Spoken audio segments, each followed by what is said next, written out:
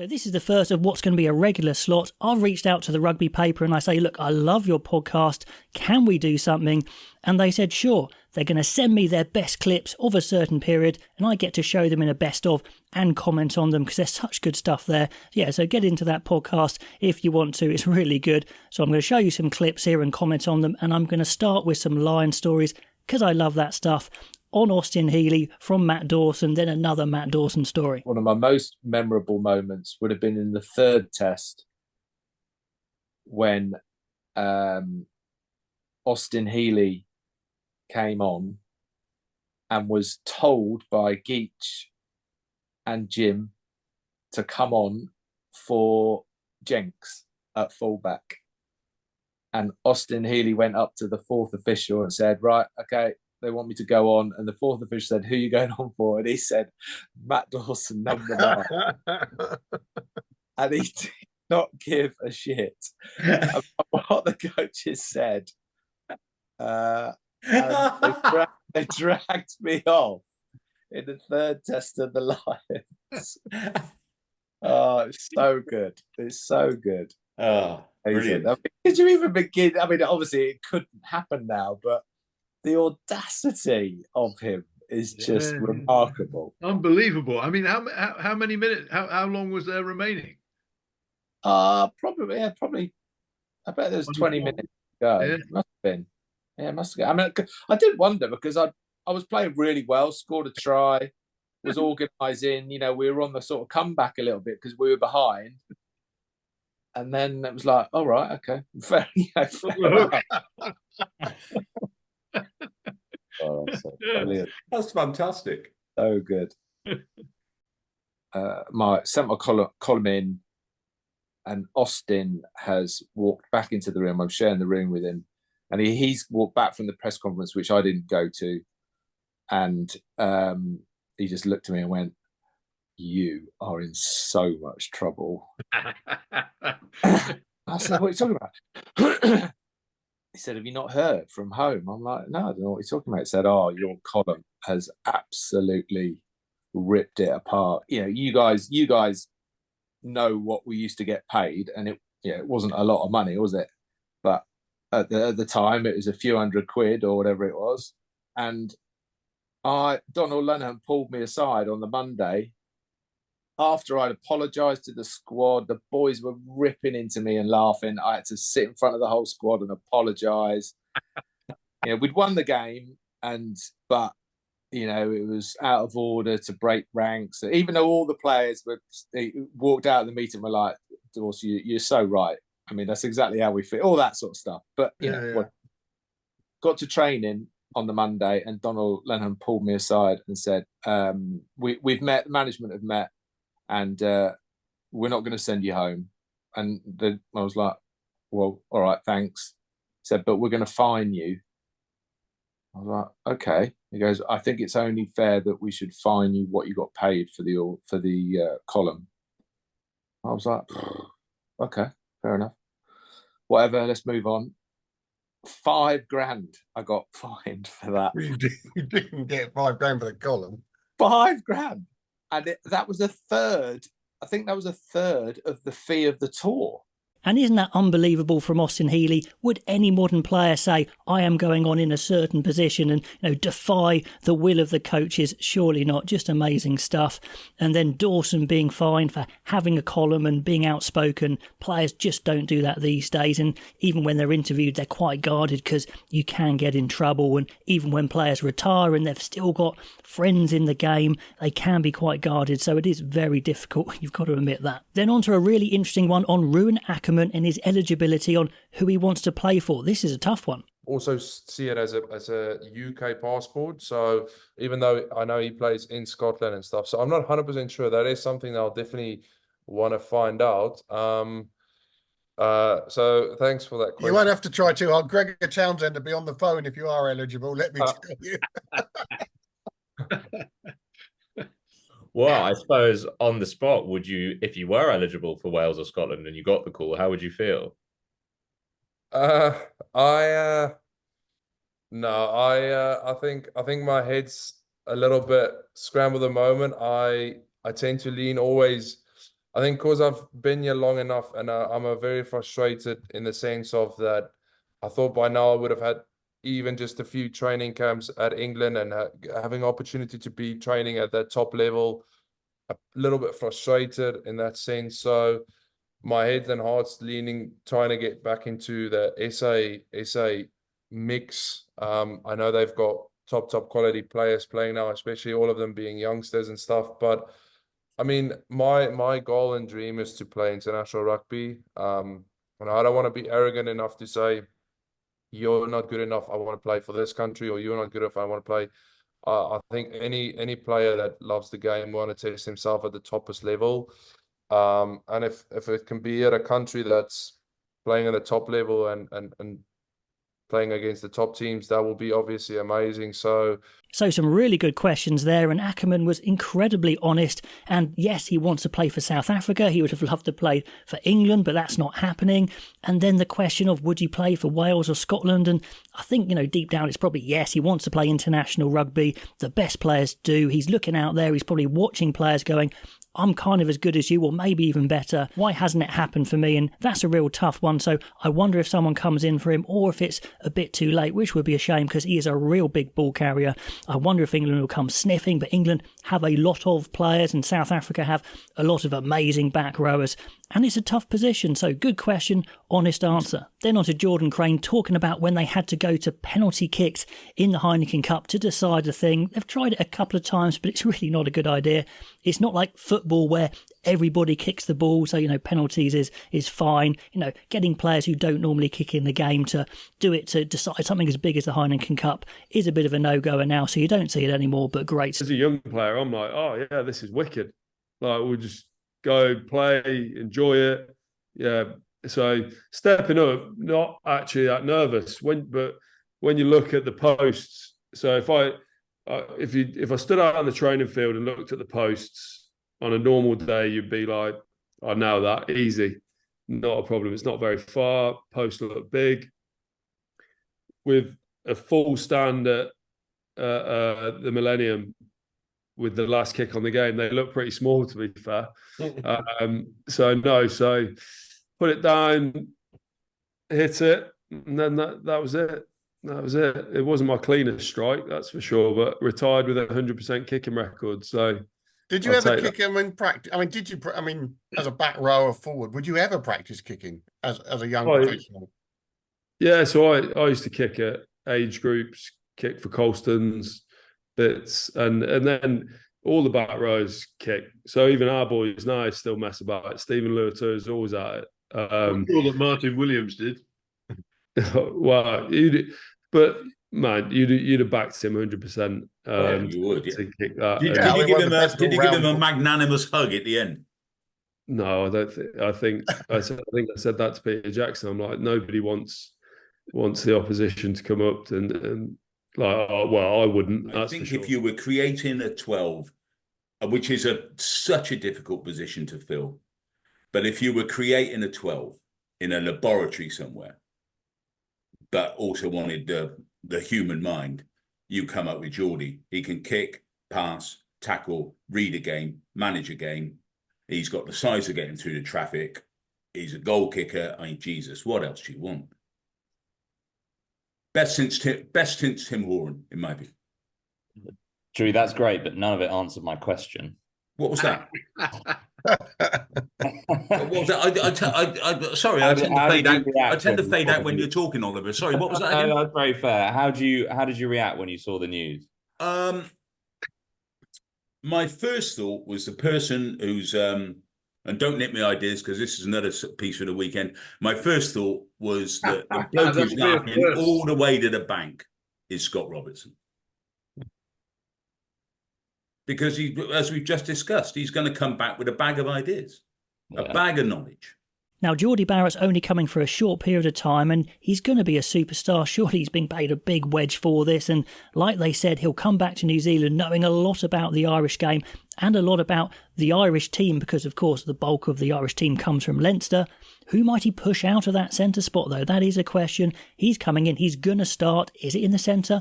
Could it be in the back three? But whoever it is, he's probably going to be pushing out an Irish player from getting game time. So Archie Sneyman's in, and that's some star power there to try and win this elusive Champions Cup again. Next, we've got some really interesting clips about refereeing from JP Doyle. Superstitions. I had to make one terrible decision in every game.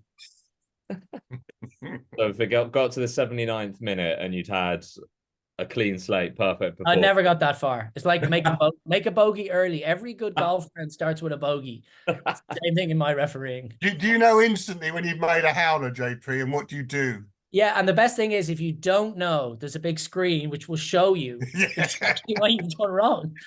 And I had that at Claremont. I had it at Claremont, famous one, and Joe Worsley was coaching Bordeaux, and he was just standing on the side and looking at me going, "What the flip are you doing?" And I just walked over and I said, "Joe, I'm so sorry. Don't kill me. Don't kill me. I'm so sorry."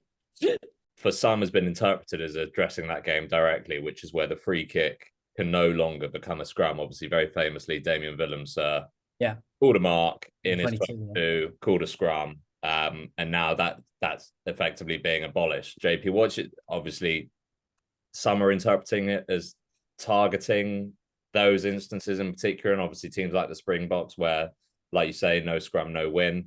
What do you make of it? You love invention, don't you? So wasn't that one of the most fascinating moments of the World Cup, where everyone was like, oh my days, they've called it in their own 22. What if it goes the other way? What if the ref gets the rub here? What if the ref calls the wrong picture? Or what if South Africa don't get the dominance? What if? So yeah, look, magnificent bit, but maybe the charter they're working to is we want more ball in play, we want more flow, we want more teams taking it away from the referees and away from referees making decisions into you play against us and you have to do what you have to do in play. I'm not sure, but they'll have a driving force behind what they're doing. Now, the one thing I will say lots of things, but one thing about the law changes is the law of unintended consequence. Okay, so once you've done something, you don't know what it's going to cause. We've all watched Jurassic Park.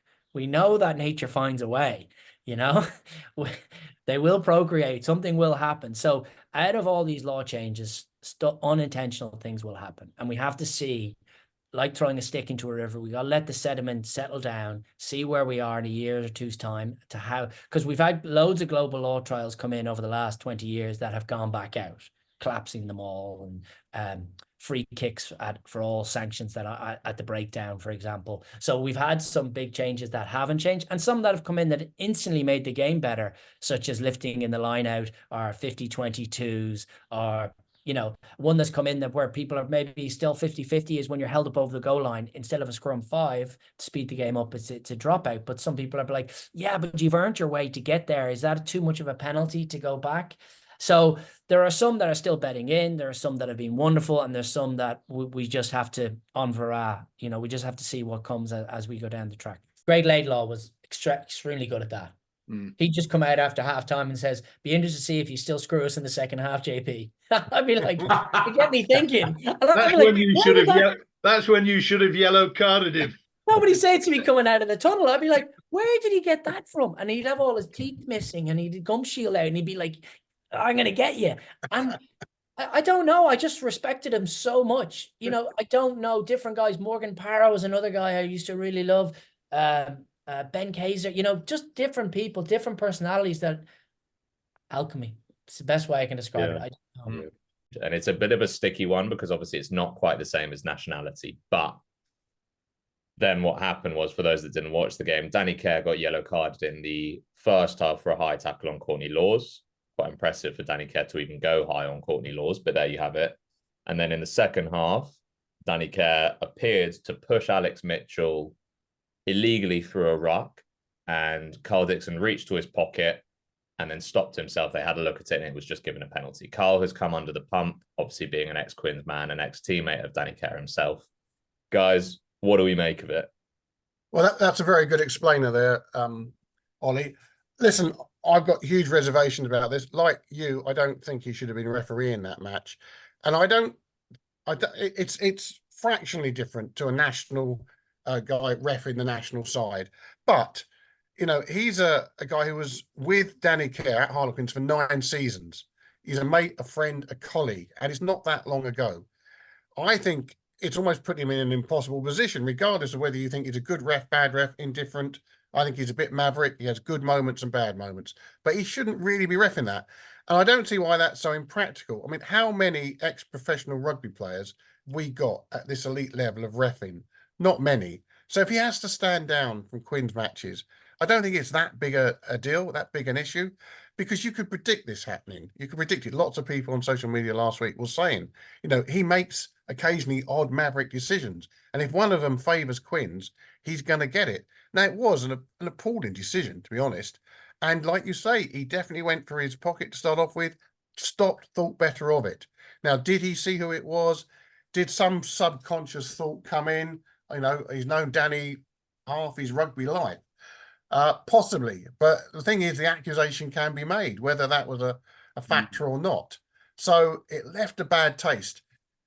Quinn absolutely deserved to win that match. But at the time of that decision, the match was very much live. Saints were on a bit of a resurgence, trying to, you know, one last effort. It was definitely in the balance. That match was in the balance. That's the point. It was in the balance then. So some interesting stuff there. JP Doyle talking about the free kick. Do you think that's a good one to say you can't have a scrum from a free kick? I understand why they're doing it, but also, does it devalue the scrum a bit? And JP Doyle saying that referees, they make mistakes. And I don't mind referees making the odd mistake. They are human as long as they're trying their best. But as we know, we need referees to play the game. So if they're trying their absolute hardest and they make the odd bad decision, I think you just have to accept it. Then we've got some really interesting clips from Lee Dixon, the former Northampton scrum half. Of course, Northampton in that Premiership final at the moment. Quite an interesting one is Maro Itoje has 169 minutes of rugby left this season because there's either a 35 game cap for player welfare or a 2,400 minute cap, and he's coming up to that. What do we make of that? Does Mark, obviously it's fairly unbelievable that he's played so much rugby, but does Mark McCall have something to think about there? Obviously, as it is, he's not playing every game on the England tour, but the more he plays in the semi-final and potentially final, all of a sudden he's got 20 minutes left. If he plays, I think it's a sign of Saracens, to me, have struggled a bit this season. And I'm not saying they haven't reached the highs occasionally. They have. When they absolutely murdered Quins, wasn't it, at Tottenham, and very good at Bristol. But I think they've played Maro more than they wanted to. And they've had to get them through some sticky patches. And now you've got the banquet of consequences, as Shakespeare used to call it. There's going to be an issue if they get to the final for England. How long's he got left, did you say, Ollie? 169 minutes. 169 minutes. Okay. So if they got the final, he'd have 9 minutes left. Yes. Yeah, so if the final might not even worth going on tour. No. So if the final went to extra time and there's 2 points in it, Mark McCall is not. I mean, on this timing, if they get to the final, say, and they go to extra time, does he have to come off? You'd think so, surely. You can see it happening, can't you? But no coach would take him off. I wonder what. I mean, the interesting thing is, what is the sanction if they don't? Exactly. I mean, there would be one. Well, would there? I would think so, surely. But I don't think a player would want to come off. If someone told me, "Oh, Dicko, your minutes are up," I'd tell them to bugger off, and I'd be like, "You're not taking me off this pitch in a semi or a final." Mark McCall will be ordered to stand on a stage in a clown's outfit and tell jokes for half an hour. That's the sanction. So pretty much what we're saying, because he won't be able to do that. Steve Borthwick, an ex-Saracens man, is probably praying Saracens lose in the semi-final. Well, at least he'd get one test out of him this summer, wouldn't he? Oh, yeah, the first one against New Zealand. That's so strange. That they're playing Japan. They're going to be able to play in one test. I think there'll be exceptional circumstances. Oh, they will on this one, yeah. The new rule, the Maro rule. I'm old now. You got to remember that. Well, you say that. Peter O'Mahony confused you with Alex Mitchell a few months ago, so you're clearly not that old. He's done it a few times. So the other day in the paper, when they lost to someone, it was me rather than Alex again. I get it sent to me all the time, don't we? Are you offended, Lee, by being compared with someone as slow as Alex Mitchell? No, I'm quite happy that my name's still knocking around, you know, and someone's saying nice things about me, which is really weird. And the point they make about Maro Itoje now having limited time left to play against Japan and New Zealand is a really important one. I think they've made exceptions for players like Freddie Steward because he plays at the back, but for Maro Itoje in the second row, surely they're going to be quite strict on that one. So there's a limited amount of time that Steve Borthwick can actually play Maro Itoje. Next, we've got a really cool clip from Mike Friday talking about the best player in the world, Antoine Dupont, that guy up there, how he's come into sevens and just adapted so quickly. He's got the fitness to do it, and in sevens you have to be able to do everything, and that's kind of his thing. He can do everything, and he's not trying to be a superstar all the time. Mike, just talk about the impact, even before Olympics, the waves it made when the announcement was made. Obviously, he played LA, Vancouver. His highlight reel from just those two tournaments was pretty ridiculous on its own. Just speak about from the outside, but from the inside, how the reaction has been. Yeah, I mean, like anything, right? I think he's brave, right? Because he doesn't need to put his reputation on the line, and there is many that have come across the sevens and been found out because it's a very unforgiving, lonely place out there with a lot of space to defend and attack. But what Dupont did really, really well was he came in and he didn't try and reinvent the wheel. He didn't try and come up with $1 million players or anything like that. Attacking wise, he was very straightforward. He would move the ball like he normally did quickly. He'd have a look, but he'd move it probably more so than he normally would in the 15s. And he looked for second and third touches to be links. And he only ever went when it was a really, really 100% on. And he played the team game. And he just blended in and he got on it. Where he was exceptional, and I think this comes from the way he carries himself and his confidence. Defensively, he didn't overchase anything, which is what tendency you do when you come to sevens because you're worried about the space. He just stuck to his system. He trusted his acceleration, and he just moved effortlessly defensively. That's where he didn't do a lot, but he didn't do anything wrong, right? And if you're going to be successful in the game of sevens, you don't get found out in your first two legs. He didn't deserve to be in the dream team week one, but he was always going to be in the dream team for week one because he made the decision to play.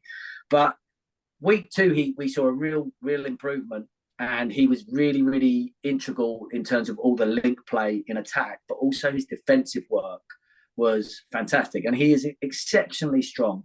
He is exceptionally fit. And he's the first, what we would say, world star, really, to come across in his prime. So most of them come across at the end. He came across in his prime, and he was able to adapt physically straight away, which was his biggest asset, because the others have always struggled for that adaptation. But when you're one of the fittest 15th players in the world as it is, week one, he was managing to do 7-8 minutes. And then by week two, he kind of had that confidence to go kind of 14 minutes. But the biggest thing I can say about him is he just fitted in. And that's the mark of the man, I think. When you watch him, the way he was around the hotel, in the team room, he just wanted to be Antoine, that was one of the blokes that it's all about these guys. I'm just going to here to try and help. His external presence for the other 12 French was exponential, because all of a sudden, right, well, we got Dupont. And that, you know, when you bring confidence into young men, it's dangerous. Yeah. And they become a handful, and they became a handful. And I think his success in sevens just shows what an all-round player he is. In sevens, you have to be able to do everything. In the ruck, moving the ball, passing, your fitness has to be spot on, and he is spot on. What a great player in 15s and now in sevens. Can he do it in the Olympics? Next, we have experienced England flanker Marley Packer talking about how they're building something with this England side under John Mitchell. What's your role? Obviously, a back rower, like yourself, who obviously spends a lot of time over the ball, you know, making carries. Obviously, you're pretty jouet for a seven as well, don't get me wrong. What is your role in that, in implementing the attacking flair side of things as well, and sort of leading from the front there?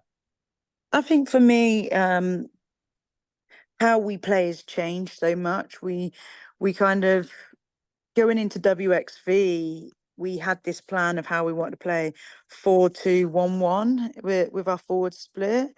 And it's something we've never done before. Clubs didn't do it, so it's new to all of us.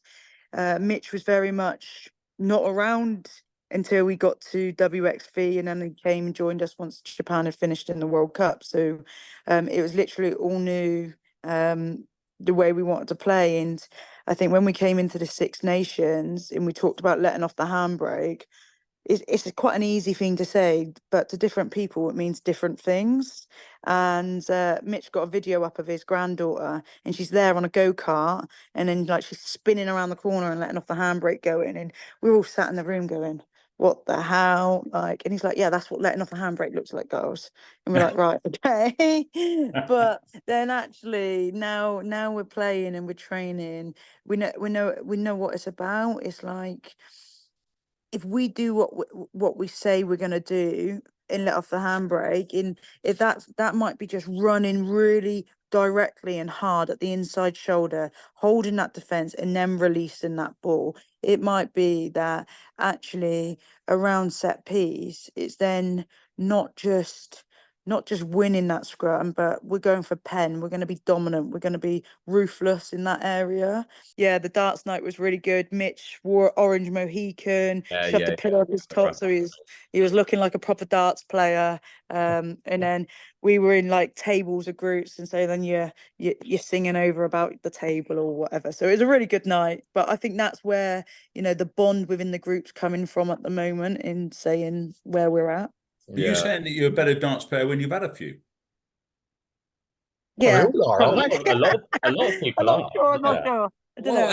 Well, that could be a new way forward for the hookers, couldn't it? No, I don't think so. I don't think so. Hey, not our hookers. They're great anyway. Now, England are the dominant force in women's rugby in the Six Nations especially. They know they slipped up in that World Cup, and they're going to be desperate to build towards the next one and get that win, because they know they are the best team around. And last up, we have some fascinating stories from sports presenter Craig Doyle. What an excellent presenter he is. Stories about Eben Etzebeth and Tiger Woods. Post-match on the Challenge Cup night was so much fun, and the lads were in such good form. Like it was such a laugh, the celebrations. You know, even Etzebeth almost smiled at me at one stage, which was fun. But the lads were celebrating like they'd won the World Cup, and they have won the World Cup. You know, they've had big days, and they genuinely enjoyed themselves. I was surprised. I was warmed by it. I was glad to see it. Yeah, I think I did something like that. Need to take any crap to from see it. them celebrate. You know, it really was good to see them like they meant it. You don't need to take any crap from Etzebeth. just to say, you'll see him around the back of the stand.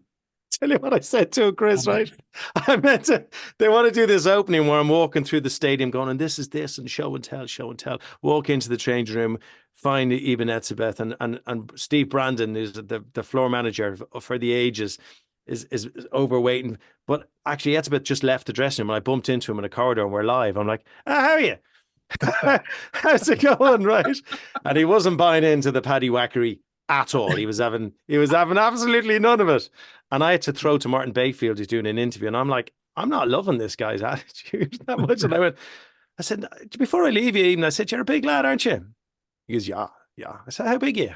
He goes, I'm 6'8". I said, yeah, not so big. I know a bigger guy. Martin Bayfield, all yours. End of conversation. End of conversation. Other sports, interviewing Tiger Woods on the 18th at the Open. And I'd followed him around all day. And, he used to have his 4 Nike security guards, do you remember, in a little kind of pincer movement around him and these crowds. And I was following other golfers, and they might have 1,000 people max, but he had thousands of people. So I'm doing this interview with Tiger, and I said, Tiger, can I just mention, I said, the crowds around you, the gallery around you, it's constant.